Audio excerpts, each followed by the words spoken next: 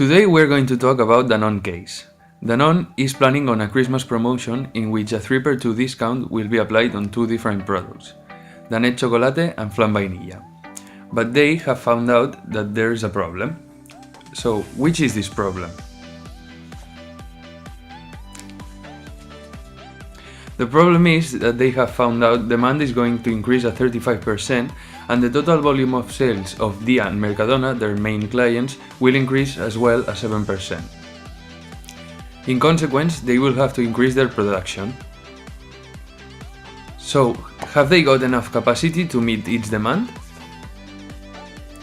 We also have to take into account that products must have a 22 days of life and the saturation line right now is over 100%.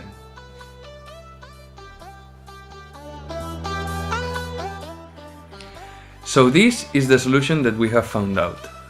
Right now, Danone has in its possession two factories, the first one called Tres Cantos and the second one called Salas.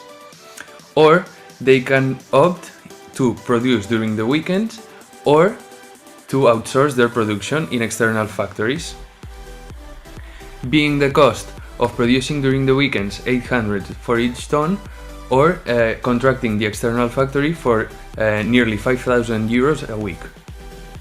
So, when analyzing the industrial capacity of Tres Cantos, we can observe that on week 48 and on week 49 the industrial capacity is under 100%. That's why we decide to increase the capacity production so that on week 50 the saturation line gets back to 100 and we can fill the capacity gap.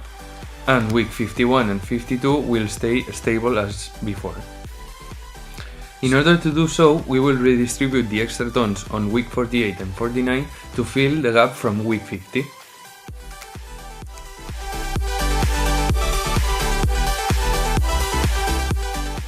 Now, when analyzing the Salas factory, we can observe that on week 49, 50 and 51 capacity gaps are generated, but on week 49 and 51 they will be solved with weekend production, except for week 50 where a negative 20.6 capacity gap is generated.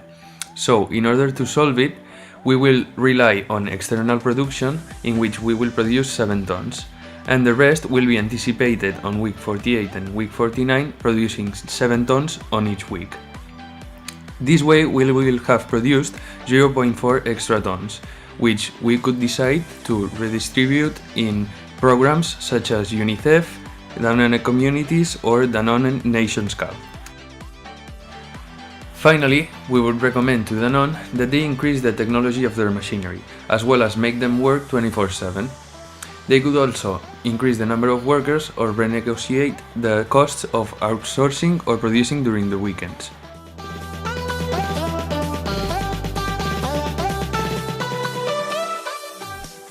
Thank you for listening.